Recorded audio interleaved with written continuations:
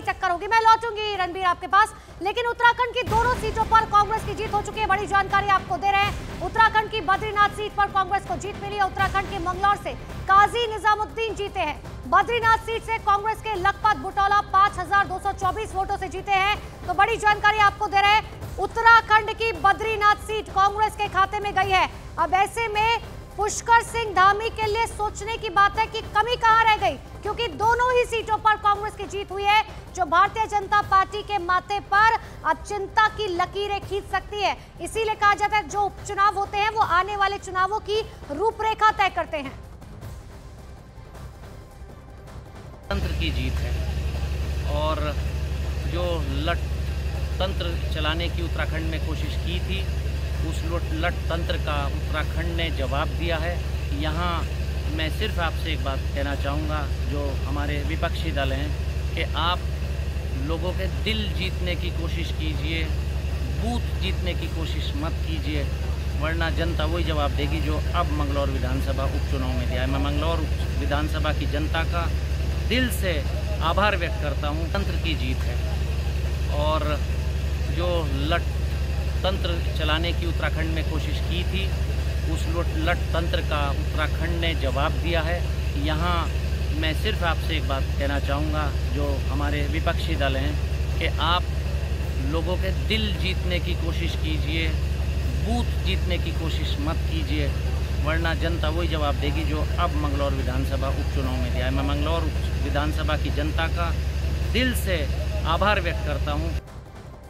और उत्तराखंड के बाद अब मध्य प्रदेश की बात कर लेते हैं। मध्य प्रदेश उपचुनाव में भारतीय जनता पार्टी का दबदबा देखने को मिल रहा है। अमरवाड़ा विधानसभा सीट पर बीजेपी का कब्जा हुआ है। बीजेपी प्रत्याशी ने कांग्रेस को 3252 वोटों से हराया है। हालांकि जब लोकसभा के चुनाव हुए थे, लोकसभा के चुनाव में भी मध्य प्रदेश का ग्राफ बहुत बेहतरीन रहा था भारतीय जनता पार्टी के लिए। ठीक वही जो है उपचुनाव में देखने को मिल रहा है। बीजेपी का दबदबा साफ तौर पर दिखाई दे रहा है। अमरवाड़ा विधानसभा सीट पर बीजेपी ने कब्जा कर लिया है, यानी कि बीजेपी के जो उम्मीदवार है उन्होंने जीत दर्ज कर ली है। कांग्रेस को 3252 वोटों से हराया है। मैंने तो पहले ही कहा था कि भारतीय जनता पार्टी चुनाव जीतेगी और चुनाव जीते हैं। मध्य प्रदेश के यशस्वी मुख्यमंत्री डॉक्टर मोहन यादव जी के नेतृत्व में, हमारे संगठन के प्रभारी, संगठन के हमारे मुखिया वी.डी. शर्मा जी, प्रदेश अध्यक्ष, सबके नेतृत्व में चुनाव जीते हैं और निश्चित रूप से खुशी है, अपार उत्साह है। भारतीय जनता पार्टी के प्रति ये विश्वास है, ये विश्वास की जीत हुई है। तो मध्य प्रदेश में बेहतरीन प्रदर्शन किया है। भोपाल से मेरे सहयोगी मनोज शर्मा लगातार मेरे साथ बने हुए। मनोज, मध्य प्रदेश में लोकसभा चुनाव में भी बेहतरीन प्रदर्शन, विधानसभा चुनाव में भी जो है उपचुनाव में बेहतरीन प्रदर्शन, लेकिन बीजेपी को अब ये सोचना पड़ेगा कि आपकी कई सीटें जा चुके हैं। हिमाचल में 2 सीटें गई, उत्तराखंड में 2 सीटें गई। वाकई, क्योंकि लेकिन मध्य प्रदेश में एक जो अहम बात है, क्योंकि जो सेलिब्रेशन हुआ बीजेपी दफ्तर में, 163 सीट बीजेपी के पास हैं, उसके बाद एक विधानसभा उपचुनाव जीतने पर आतिशबाजी और यहाँ पर खूब ढोल धमाके बजे। तो इस समय हम साथ में सबरानी जी हैं, हमारे साथ भगवान दास सबरानी है, पार्टी के वरिष्ठ नेता हैं, विधायक हैं। सर, बाकी राज्यों के नतीजे आपके सामने हैं, यहाँ पर एक सीट में 3-2, 5-2 ये आपका फासला है। ऐसा क्या खास है इस जीत में? ये जीत अत्यंत महत्वपूर्ण है, क्योंकि पूरे देश में कमलनाथ जी ये दंभ भरते थे कि कमलनाथ का गढ़ है, किला है छिंदवाड़ा। लोकसभा चुनाव में नकुलनाथ जी चुनाव हारे, कमलनाथ जी चुनाव हारे और उसमें वो किला तो ढह गया। जो बाकी बची उनकी जो ये कहने थे बुनियाद है, उस बुनियाद को कमलेश शाह जी ने अमरवाड़ा से हटा दिया है। अब इसलिए अब ये कहा जाएगा कि भारतीय जनता पार्टी के नेतृत्व का वो गढ़ है।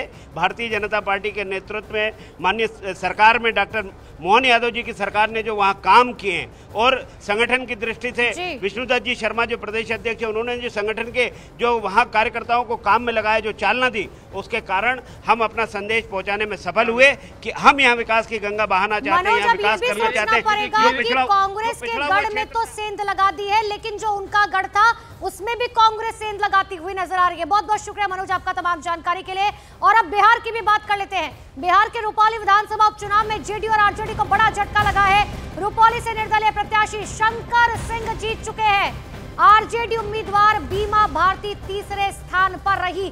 बहुत बड़ा झटका आरजेडी और जेडीयू को आप ऐसे में समझ सकते हैं, अगर निर्दलीय उम्मीदवार जीत दर्ज कर रहा है तो आखिर जनता के मन में क्या चल रहा है।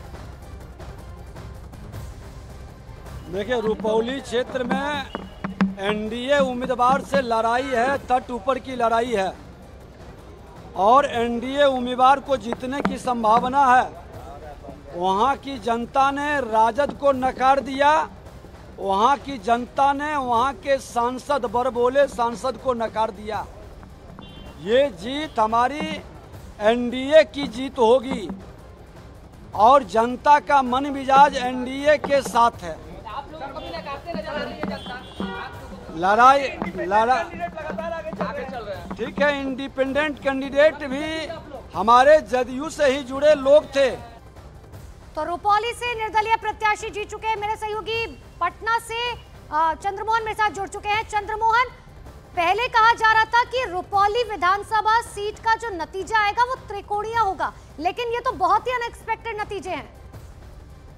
बिल्कुल, और नतीजे साफ तौर पर यह दिखा रहे हैं कि चाहे बीमा भारती हो, चाहे वो जेडीयू के कैंडिडेट हो, मतलब एनडीए के उम्मीदवार क्यों नहीं मैदान में हो, इन दोनों को नकार दिया है जनता ने। और शंकर सिंह, उनको 8000 से ज्यादा मत देकर जनता उनको जिता चुकी है और अब वो वहां से विधायक भी बन गए हैं। जो जानकारी मिली है उसके मुताबिक शंकर सिंह को पप्पू यादव, जो वहां के सांसद हैं, और साथ ही प्रशांत किशोर उनका समर्थन कर रहे थे और यही वजह है कि उनकी जीत सुनिश्चित हुई है। बीमा भारती जो पहले वहां से विधायक हुआ करती थी, वो अब हार चुकी हैं। इससे पहले वो जेडीयू से वहां से विधायक थी, लेकिन जेडीयू से इस्तीफा देकर वो पूर्णिया से लोकसभा का चुनाव लड़ी, लेकिन वहां भी हार मिला।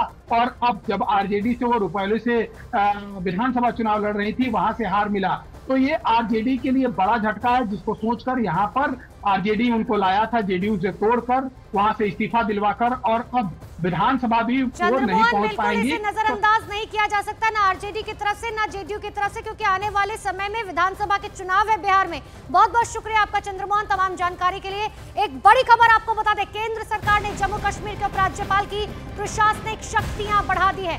राजधानी दिल्ली की तरफ जम्मू कश्मीर में राज्य सरकार एलजी की मंजूरी के बिना अफसरों की पोस्टिंग और ट्रांसफर नहीं कर सकेगी। गृह मंत्रालय ने जम्मू कश्मीर पुनर्गठन अधिनियम 2019 की धारा 55 के तहत बदले हुए नियमों को नोटिफाई किया है, जिसमें एलजी को ज्यादा ताकत देने वाली धाराएं जोड़ी गई है। उपराज्यपाल के पास अब पुलिस, कानून व्यवस्था और ऑल इंडिया सर्विस से जुड़े हुए मामलों में ज्यादा अधिकार होंगे। जम्मू कश्मीर में इसी साल सितंबर तक विधानसभा के चुनाव होने हैं और ताजा फैसले के बाद राज्य में किसी की भी सरकार बने, लेकिन अहम फैसले लेने की शक्तियां सिर्फ और सिर्फ एलजी के पास ही रहेंगी।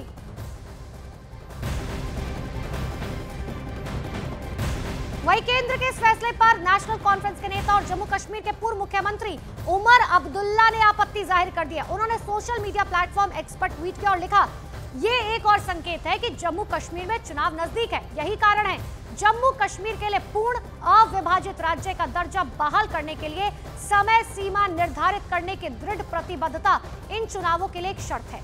जम्मू कश्मीर के लोग शक्तिहीन रबर स्टाम्प सीएम से बेहतर के हकदार हैं, जिन्हें अपने चपरासी की नियुक्ति के लिए भी एलजी से भीख मांगनी पड़ेगी। और ये उमर अब्दुल्ला का ट्वीट आपको दिखा रहे हैं, यानी कि अगर आप आसान शब्दों में समझने की कोशिश करेंगे तो जैसे कि राजधानी दिल्ली में है कि सारी ताकत, या कह लीजिए सबसे ज्यादा ताकत अगर किसी के पास है तो वो एलजी के पास है। यानी कि चाहे किसी भी आईएएस आईपीएस ऑफिसर की ट्रांसफर या पोस्टिंग होनी होती है तो दिल्ली में भी एलजी करते हैं, और ठीक अब यही चीज जो है जम्मू कश्मीर में लागू होगी। लेकिन इन सब के बीच में बीजेपी नेता कविंद्र गुप्ता ने केंद्र सरकार के इस फैसले का स्वागत किया, तो वहीं पीडीपी ने इसका विरोध किया। आने वाले समय में जो विधानसभा के इलेक्शन है, उसके मद्देनजर जो लेफ्टिनेंट गवर्नर की पावर को इन्हांस किया गया है।